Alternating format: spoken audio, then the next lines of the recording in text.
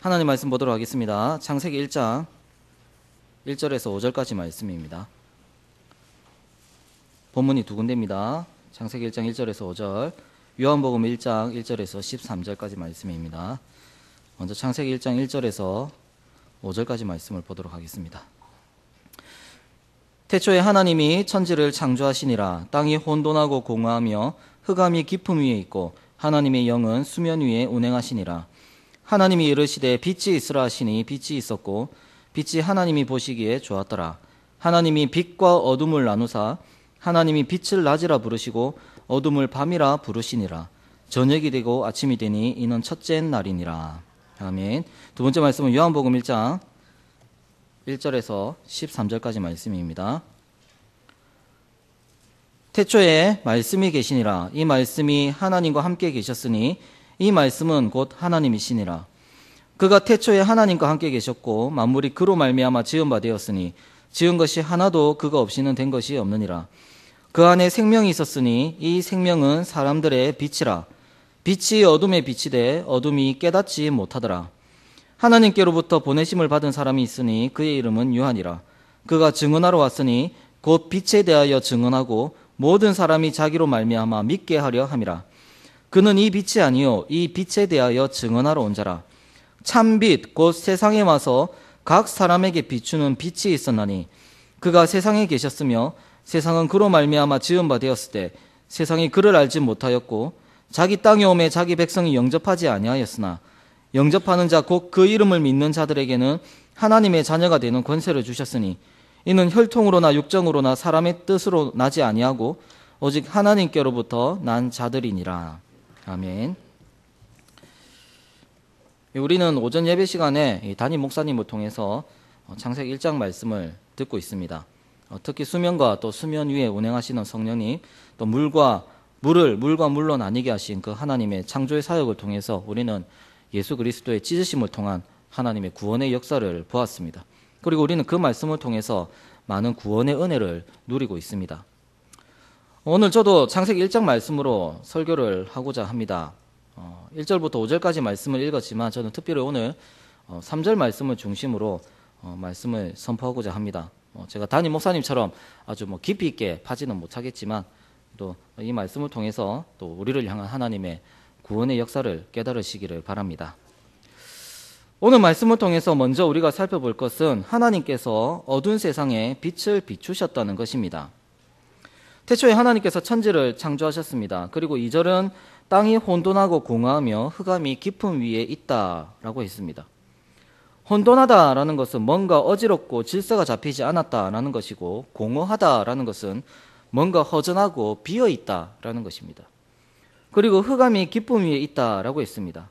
빛이 없어서 혼돈하고 공허하며 깜깜한 그런 땅의 모습을 본문은 묘사하고 있는 것입니다. 하나님께서는 이 흑암 같은 땅에, 이 깜깜한 땅에 생명을 주시기 위해서 뭔가를 비추셨는데 그것이 바로 빛입니다. 3절 말씀입니다. 하나님이 이르시되 빛이 있으라 하시니 빛이 있었고. 사실 여기서 말하는 빛은 지금 우리가 보는 태양의 빛과는 조금 다르다라고 할 수가 있습니다. 왜냐하면 우리가 보는 이 태양은 넷째 날에 창조가 되기 때문입니다. 그렇다면 3절에 나오는 이 빛은 과연 무엇이겠습니까? 사실 우리는 그 빛의 어떤 물리적인 정체에 대해서는 잘 알 수가 없습니다. 하지만 성경은 여러 곳에서 하나님이 우리의 빛이시고 또 하나님의 말씀이 우리의 빛이시며 하나님의 성령 그리고 하나님의 영광이 우리의 빛이시라고 말씀하고 있습니다. 즉 우리는 성경 전체를 통해서 첫째 날에 비추신 그 빛이 하나님 자신의 영광의 빛이다라고 말할 수 있습니다.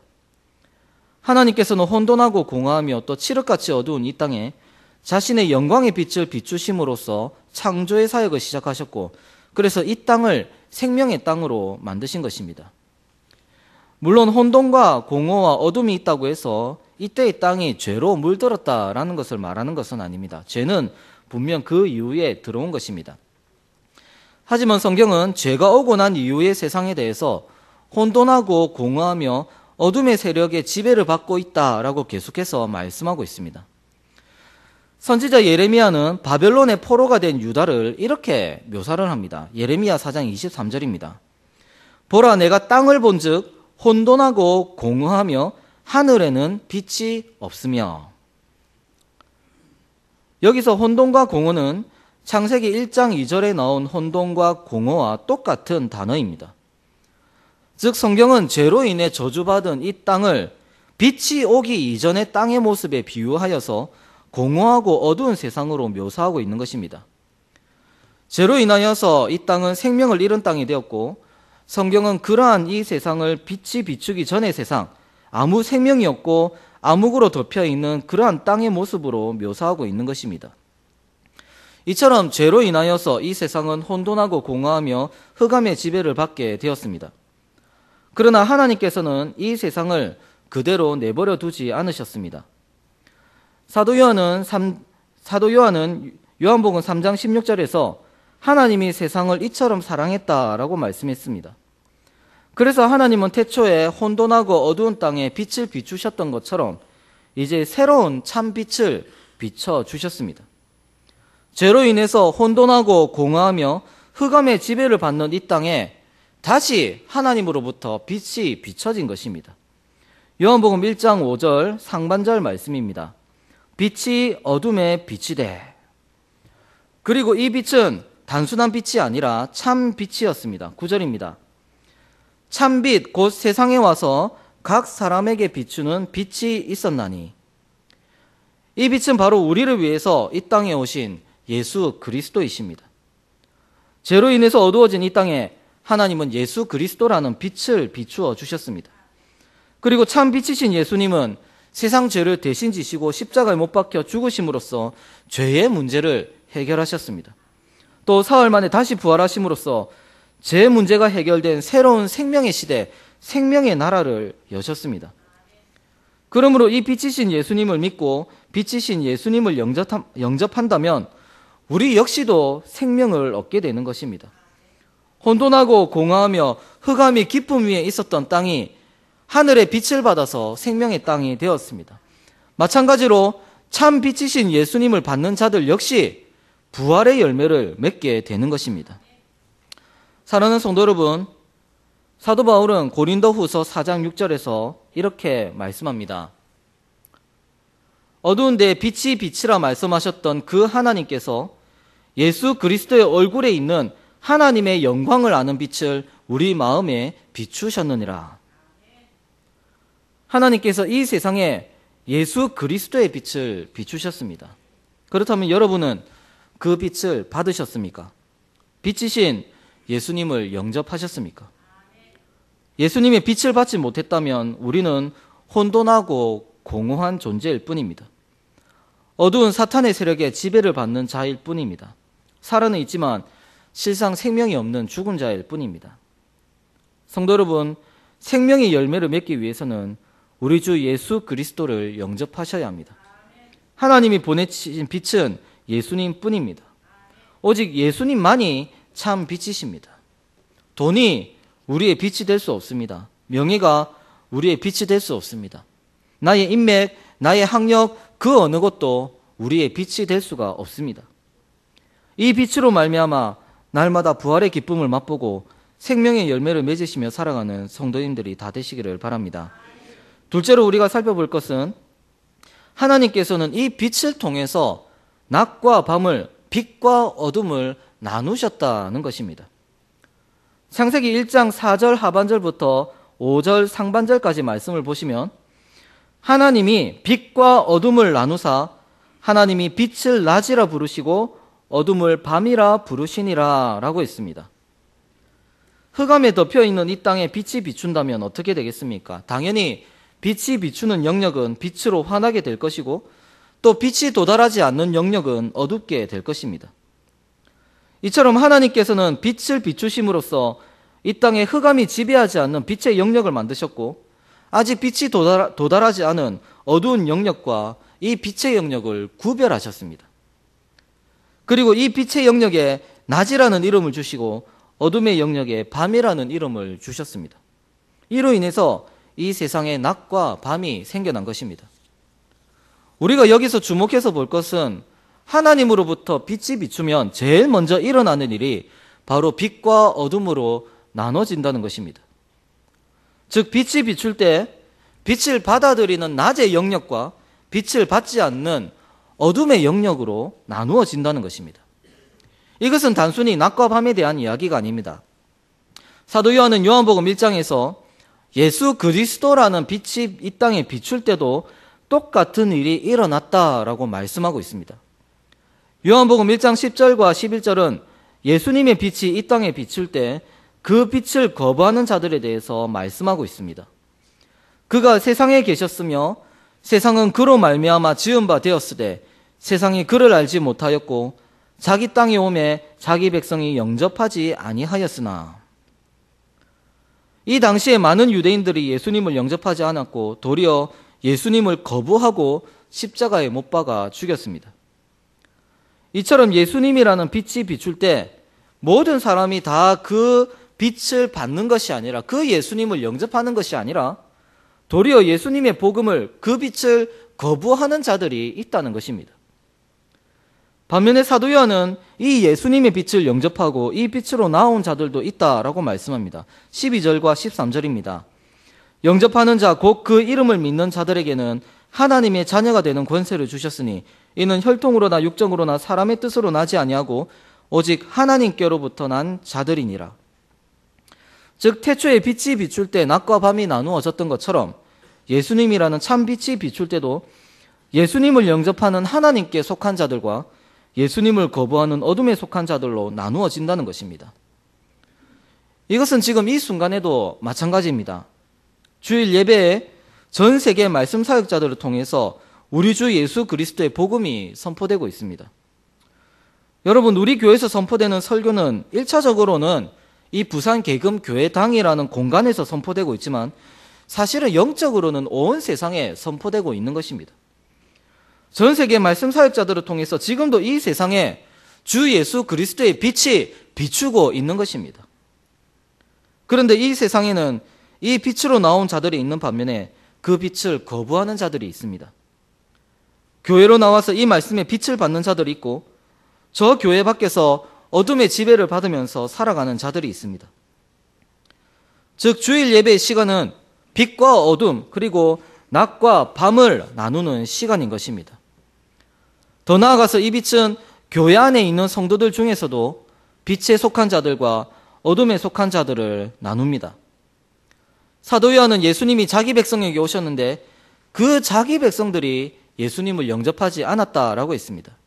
이들은 유대인들이고 하나님의 언약 백성들이었습니다. 그런데 하나님의 백성이라는 자들이 예수님을 거부하고 예수님의 말씀을 조롱하고 예수님을 십자가에 못 박아 죽였던 것입니다. 하나님의 백성이라고 하고 또 성도라고 자칭하지만 실상 어둠에 속한 자들이 있다는 것입니다. 예수님께서도 알곡과 가라지 비유에서 그 하나님의 밭에 있는 하나님의 곡식들 사이사이에 사탄이 자신의 가라지 씨를 뿌렸다라고 말씀하셨습니다. 즉 하나님의 밭에 알곡과 함께 가라지가 있는 것입니다. 이 가라지를 구분하는 것은 딱 한 가지입니다. 예수님의 빛이 비출 때, 즉 하나님의 말씀의 빛이 비출 때 그 빛을 거부하고 그 말씀을 우습게 여기고 그 말씀에 순종함이 없다면 그 자는 가라지이고 사탄이 교회에 뿌린 씨입니다. 말씀의 빛이 빛과 어둠 그리고 알곡과 가라지를 구분하는 것입니다. 사랑하는 성도 여러분, 여러분은 예수 그리스도의 빛 앞에서 또 말씀의 빛 앞에서 빛으로 나아가는 자입니까? 아니면 그 빛을 거부하고 그 빛을 피해서 어둠으로 나아가는 자들입니까? 하나님의 말씀의 빛이 여러분에게 임할 때 여러분은 그 말씀 앞에서 아멘하고 순종하는 빛의 자녀들입니까? 아니면 말씀을 거부하는 어둠에 속한 자들입니까? 사도 바울은 데살로니가 전서 5장 5절에서 이렇게 말합니다. 너희는 다 빛의 아들이요 낮의 아들이라. 우리가 밤이나 어둠에 속하지 아니하나니. 또 5장 8절에서도 이렇게 말합니다. 우리는 낮에 속하였으니 정신을 차리고 믿음과 사랑에 호신경을 붙이고 구원의 소망의 투구를 쓰자. 우리는 낮에 속하였기 때문에 근신하여서 믿음과 사랑의 삶을 산다라고 했습니다. 진정 빛에 속한 자들은 빛 대신 예수 그리스도의 말씀이 임할 때 그 말씀을 영접하고 그 말씀에 순종하는 것입니다. 만약 그렇지 않다면 그 사람은 어둠에 속한 사람입니다. 성도 여러분, 어둠에 속한 자들의 결국은 파멸입니다. 가라지는 결국 마지막에 하나님께서 불살라 버리십니다. 그러므로 예수님의 빛이 말씀을 통해서 비출 때 그 빛을 거부하는 어둠에 속한 자들이 되지 마시고 그 말씀으로 나아오시기를 바랍니다. 그 빛 앞에서 회개하고 또 그 말씀에 순종하면서 낮에 속한 그러한 믿음의 사람으로, 그러한 성도로서 살아가시기를 바랍니다. 마지막으로 우리가 살펴볼 것은 하나님께서는 빛으로 어둠을 이기게 하셨다는 것입니다. 창세기 1장 5절 마지막을 보시면 아침이 되고 저녁이 되니 이는 첫째 날이니라 라고 말씀합니다. 보통 우리는 아침이 하루의 시작이고 이 하루는 저녁으로 끝난다라고 생각합니다. 그런데 성경이 말하는 하루는 조금 다릅니다. 성경은 저녁이 되고 아침이 되니 이는 첫째 날이니라 라고 했습니다. 즉 하루가 저녁에서부터 시작합니다.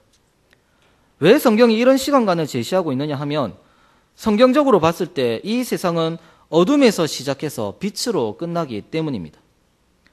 흑암이 깊음 위에 있었던 이 땅에 빛을 비추셨던 것처럼 죄악된 이 세상에 예수 그리스도의 빛을 비추심으로써 결국 어둠을 완전히 물리치실 것이기 때문입니다.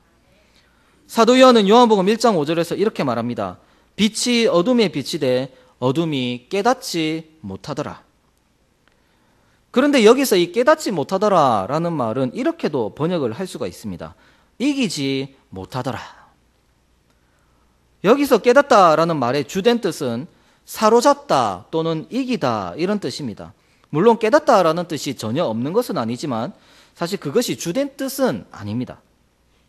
게다가 요한복음 내에서 이 단어가 여러 번 쓰인 적이 있는데 사실 깨닫다라는 말로 쓰인 적은, 그러한 뜻으로 쓰인 적은 한 번도 없습니다. 대부분 사로잡다 이러한 뜻으로 요한복음 내에서 이 단어가 사용이 됩니다. 그렇기 때문에 깨닫지 못하더라 이렇게 번역해도 되지만 사실 이런 의미도 되는 것입니다. 빛이 어둠에 비치되 어둠이 그 빛을 사로잡지 못하더라. 또는 빛이 어둠에 비치되 어둠이 이기지 못하더라. 빛이 어둠에 비치면 처음에는 빛과 어둠으로 나눠집니다. 하지만 빛이 점점 강해지면 강해질수록 어둠은 점점 사라집니다. 그리고 결국 어둠은 소멸되고 맙니다. 밤이 지나고 낮이 오는 것처럼 하나님께서는 우리 주 예수 그리스도의 빛을 이 어두운 세상에 비추셔서 빛으로 어둠을 이기게 하신 것입니다. 우리 예수님의 부활은 바로 이 승리의 증거입니다. 그 어둡고 깜깜한 무덤이 빛 대신 예수님을 사로잡을 수가 없는 것입니다.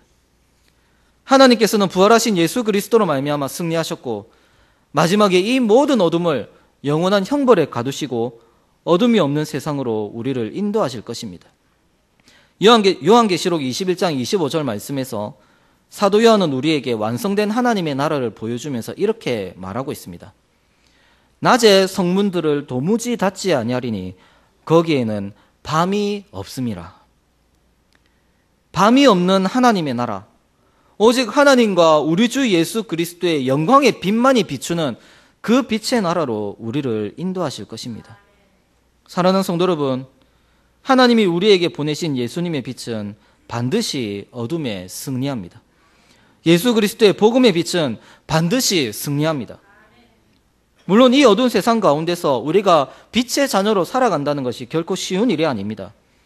어둠에 맞서서 빛으로 살아간다는 것은 사실 십자가를 지고 가는 삶입니다.